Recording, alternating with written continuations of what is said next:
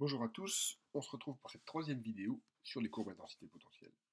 Alors, dans les deux vidéos précédentes, nous avons d'abord compris pourquoi l'étude de l'intensité donnait une bonne idée de la cinétique d'une réaction électrochimique, et ensuite nous avons expliqué pourquoi il fallait étudier l'évolution de cette intensité avec le potentiel de l'électrode. Nous avons introduit la notion de système rapide ou de système lent. Donc je rappelle qu'un système rapide va voir une intensité apparaître dans ce système dès lors que je lui impose un potentiel différent de son potentiel de Nernst. Alors pour un système lent, il y a ce qu'on appelle des surtensions à vide. Donc il faut imposer un potentiel supérieur au potentiel de Nernst plus la surtension anodique à vide, ou inférieur au potentiel de Nernst moins la surtension cathodique à vide, pour observer euh, une intensité non nulle dans ce système électrochimique.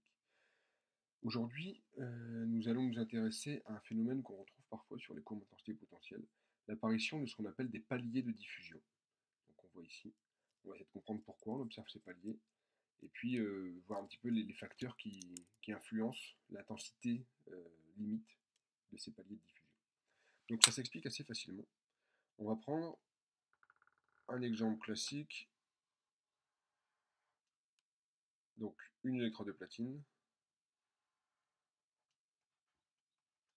dans une solution contenant Fe3+, Fe2+.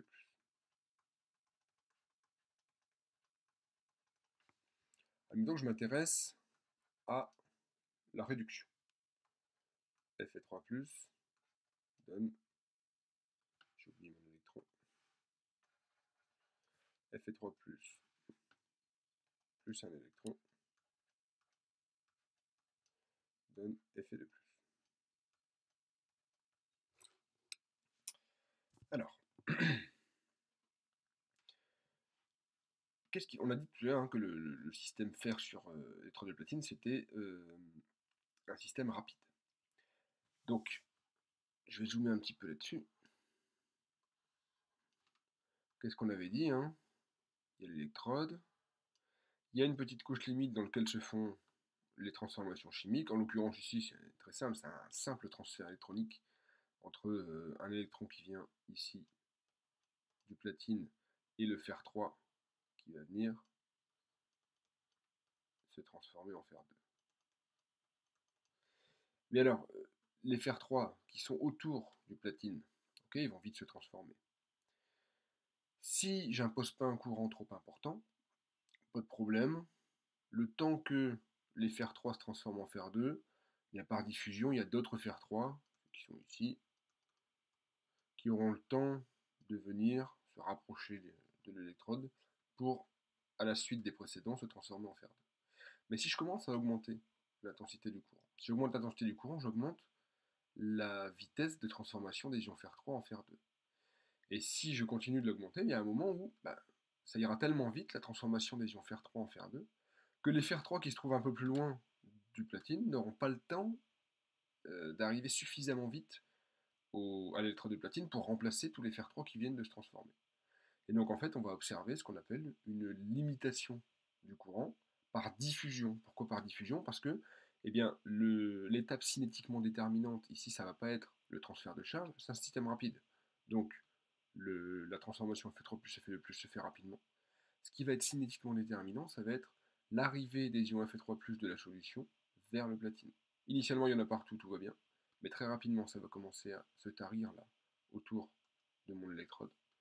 Et donc, il va falloir attendre que les Fe3+, qui sont dans la solution parviennent jusqu'à cette électrode. Donc, d'un point de vue courbe intensité potentielle,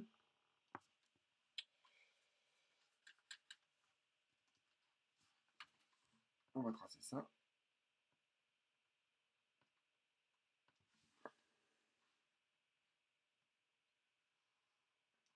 C'est un système rapide, donc autour de mon potentiel d'équilibre, ça part vraiment classiquement comme un système rapide.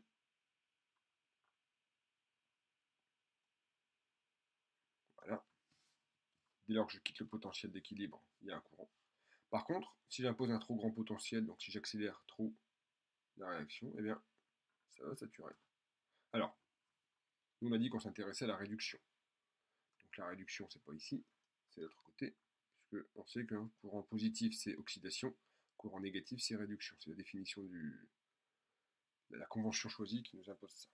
Donc ici, on a aux qui devient red.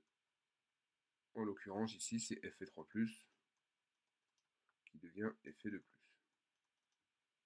Mais si on réfléchit bien, puisque les deux sont sous forme ionique, je vais avoir exactement la même chose de l'autre côté. Donc ici, c'est Fe2+, qui devient Fe3+. En fait, dès lors que j'ai une des espèces qui est sous forme ionique, eh bien, je peux observer ce qu'on appelle un palier de diffusion. Donc c'est un mot important. On peut vous demander, dans un sujet, une question toute simple, expliquer l'existence de cette limitation du courant, comment est-ce qu'on appelle ça dans la courbe d'intensité potentielle. Vous dites que c'est un palier de diffusion, puis vous l'expliquez par le fait que c'est la diffusion des particules, donc des ions ici dans la solution, qui devient l'étape cinétiquement déterminante, c'est l'étape qui limite la cinétique de la réaction. Alors, ce palier de diffusion correspond, on l'a dit, à un courant limite, on va appeler ISAT, courant de saturation. À quoi est proportionnel ce courant de saturation? En fait, il est proportionnel à deux choses. La première, ça va être évidemment la concentration de l'espèce. Donc ici Fe2+, ici Fe3+, dans la solution. Plus je vais avoir une concentration élevée, plus j'aurai quand même d'ions qui pourront s'approcher de l'électrode. Donc j'aurai un courant de saturation plus important. Deuxième facteur, eh bien, c'est évidemment la surface de l'électrode. Parce que la concentration égale, si j'ai une plus grande surface, forcément j'ai plus d'ions qui vont réagir, et donc j'aurai plus de courant. Donc on retient ça, ISAT, c'est proportionnel à la concentration, ici on fait de plus,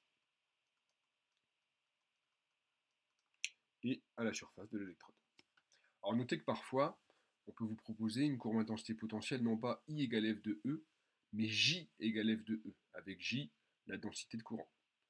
Or, on sait que J c'est intégrale de I c'est intégrale de JdS, donc en gros I égale J fois S. Donc si c'est une courbe J égale F de E et non pas I égale F de E, eh bien la surface n'intervient plus dans le courant de saturation, parce que j'ai tout divisé par la surface. Notez aussi que ce courant de saturation qui est là, c'est pas forcément le même que celui qui est là, puisque ici il est proportionnel à la concentration à Fe2+, ici il va être proportionnel à la concentration à Fe3+. Alors, je mets une petite application. Il faut déterminer l'allure de la courbe I égale F de E du système Ag plus Ag sur l'électrode d'argent. Donc on y va, on trace ça, j'ai une électrode d'argent, et j'ai une solution contenant des ions Ag+. Là, il y a une différence avec le couple qu'on vient d'étudier, c'est que l'une des deux espèces est sous forme ionique, Ag+, mais pas l'autre.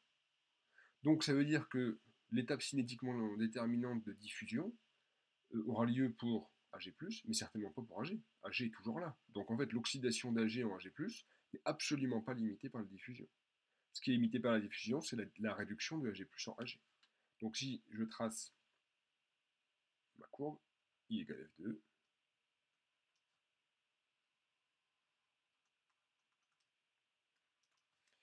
donc on a dit, c'est un système rapide, enfin on l'a pas dit, mais je vous l'affirme, c'est une transformation très simple, on l'a dit dans la vidéo précédente, lorsque la transformation est vraiment, d'un point de vue structurel, très simple, ici c'est juste le gain ou la perte d'un électron, c'est très souvent un système rapide. Donc, ça va ressembler à ça, pour l'instant. Du côté de l'oxydation, donc l'oxydation, c'est Ag qui devient Ag+. Pas de limitation par diffusion, donc ça peut donner quelque chose comme ça, il n'y a pas de problème. Ag peut devenir Ag+, sans limitation de courant. Par contre, du côté de la réduction, Ag+ peut devenir Ag, mais il y a un moment où il y aura un palier de diffusion.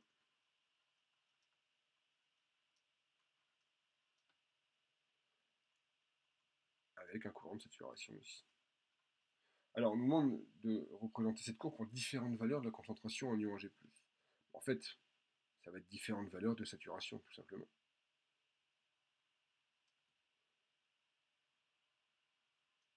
Et plus la concentration en ion Ag+ est importante, plus ce courant de saturation en valeur absolue va être important.